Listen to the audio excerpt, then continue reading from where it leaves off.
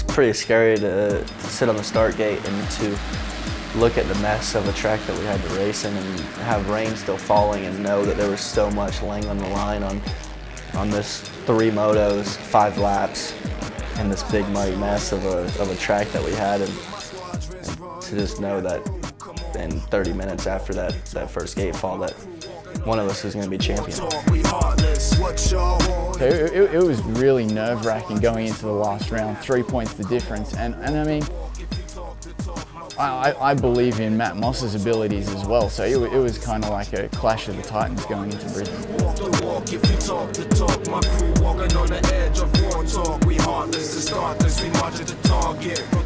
Sitting here getting ready for the lights mains. 50-50 shot. First or second. It's funny, like I said that we were going to go for PJ, and people just, they didn't even know who he was.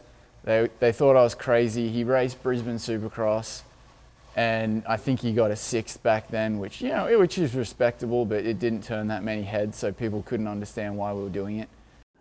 Jay said that he spoke to a few guys in America, and next minute PJ rocked up.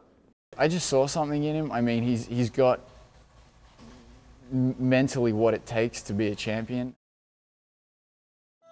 Yeah, I think in the outdoors, there was Raymond Terrace and Aubrey where he just was absolutely faultless, didn't put a foot wrong, and just untouchable. They go shoulder to shoulder through that door. Job done there, PJ last, gets that one on 4 down. Just have a look at the power of that JDR, or the Motorex JDR KTM.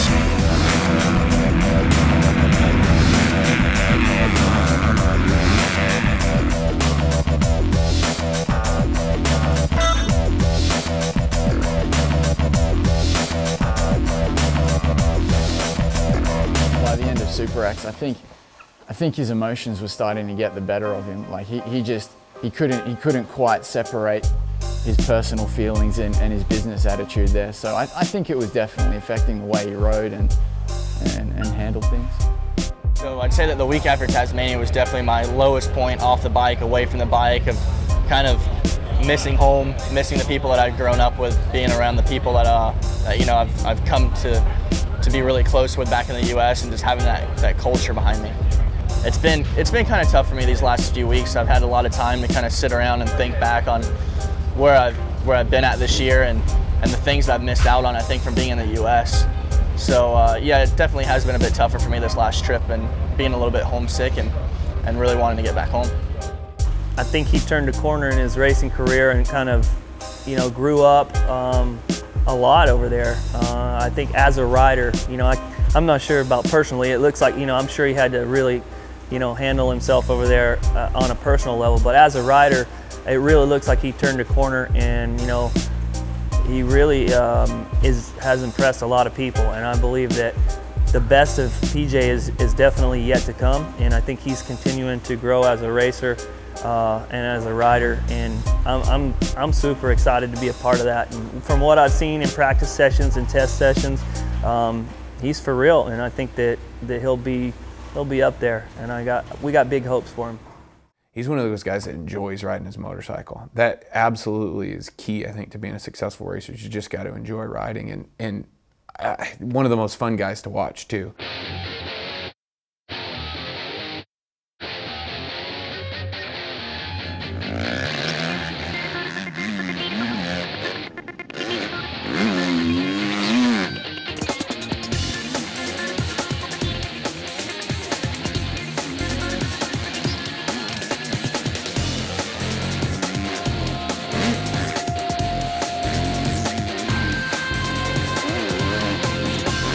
He's an All-American motocross kid, and I think without a doubt he's gonna, if he is gonna get a couple of good results, and the crowd's gonna be coming over to your truck wanting to get some autographs and say hi, for sure. Yeah, I probably think about Andrew every single day of my life still. I mean, he was, for me personally, he was just, he was like my mentor, and it's so hard to replace that, and we're experiencing that still in Australia, trying to replace him. in the management role, but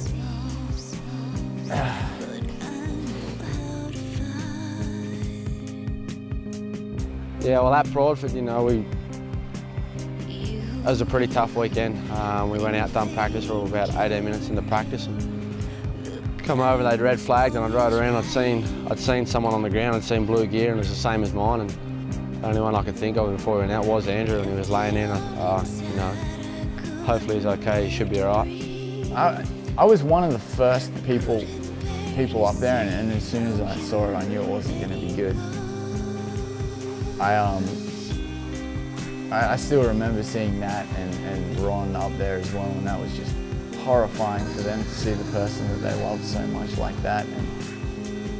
And then, I mean, for all the riders and guys as well, you know, it's just something that's always in the back of your mind, but I guess something that's never so predominant in your mind as it was that day, and something like that just shakes you to the core, and you feel it every day when you go riding. I remember Ryan's face, and like I saw the fear in his eyes, and I just, you know, you question whether you could get back on a bike again.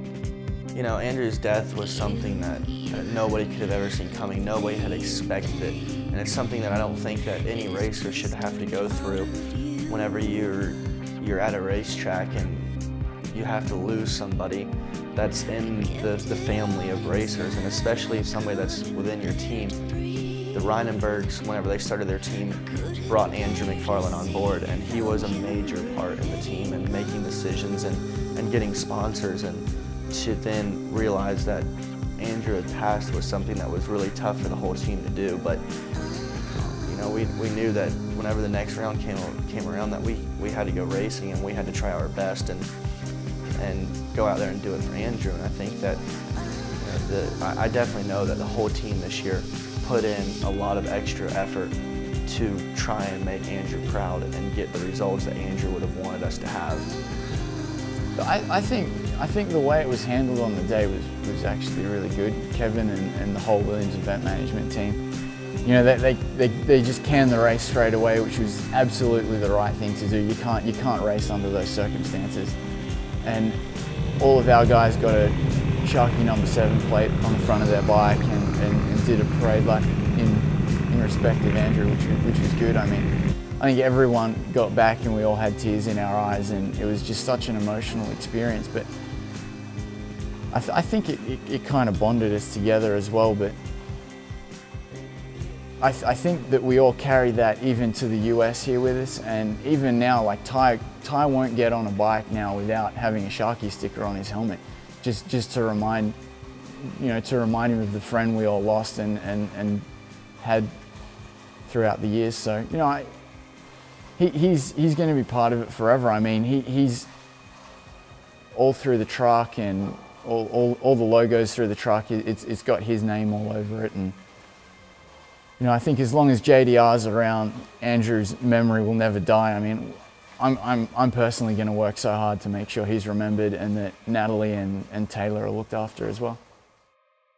To go into that last race and know that we only had a few points separating us, and we were lined up next to each other with the biggest, muddiest mess that we had seen all year, was something that, you know, you can't really put into words. Kind of feeling for him, you know, that's a lot of pressure on his shoes, but you know, like I said, just I hope he goes out there and enjoys it, has fun, tries not to put too much pressure on himself, but yeah, just has fun and hopefully comes through the goods. But you know, with a track like this, mate, anything's possible. You don't know what's going to happen. When it comes down to a big race like this, like, you know, it's like magnets. They're going to end up on the track beside each other too. Just wait. Everybody's saying anything could happen, and anything did happen. Because we took off and we collided halfway on the start straight, and both of us went cartwheeling. So you know, that showed right there that anything could happen in that moment, and that it was going to be a long, hard night after that one. After you know, I walked off the track and went to the medics, and he said after 3 laps trying to start his bike. It was one of the worst feelings ever. In 2009, Ryan was having a pretty good season, and we were getting a lot of seconds, and he was on the podium a lot. But by the last round, we never really had a shot at the title.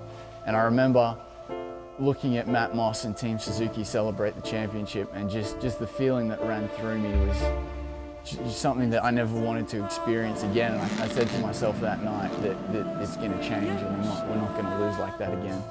So to have to go through that again was horrible.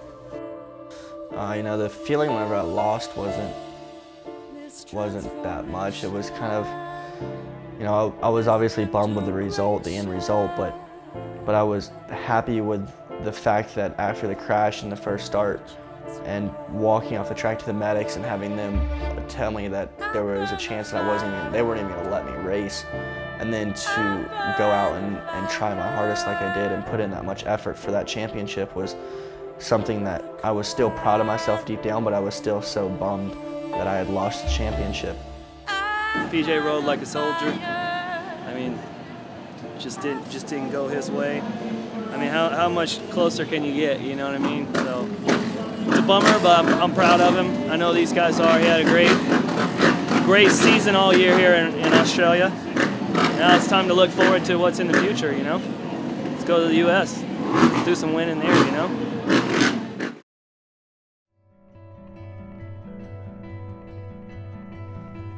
You know, it's tough to go through what I've ended up having to go through with the whole championship thing, and realistically it still isn't decided.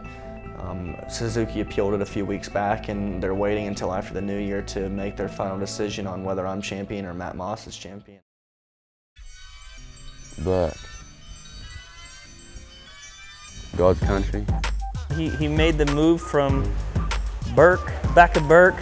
Whenever the city boys come out, I just take him out, you know, into a paddock and see a few roos getting around. So you just grab them by the tail and you can pat them and stuff like that. And you know, they got a bit of a buzz at it, but I used to do that a fair bit. It used to be pretty fun.